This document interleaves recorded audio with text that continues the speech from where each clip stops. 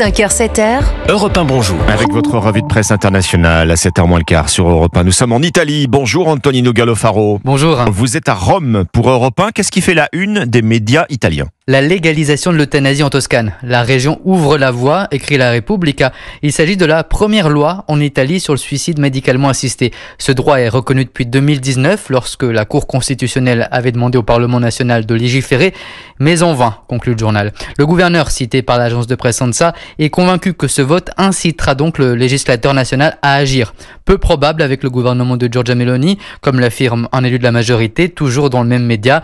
Nous ne pouvons pas faire passer le message que l'on peut choisir de mourir.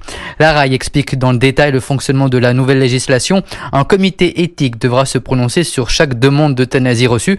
En cas de réponse favorable, le service sanitaire public fournit le médicament et le personnel pour effectuer le suicide. Nous sommes aussi au Kenya ce matin. Alba Dufort, vous êtes la correspondante d'Europe 1 sur place. De quoi parlent les journaux chez vous au Kenya ? Des conséquences d'une fin de l'aide internationale américaine, suspendue pour 3 mois par Donald Trump. Une décision qui plonge plusieurs dizaines de milliers de Kenyans dans l'incertitude et la peur, selon le quotidien The Star.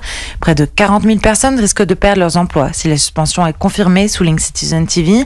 Des médecins, infirmiers, agents de laboratoire ou encore pharmaciens dont les salaires sont financés par l'aide américaine. Certaines régions ont déjà commencé à licencier du personnel, affirme la chaîne.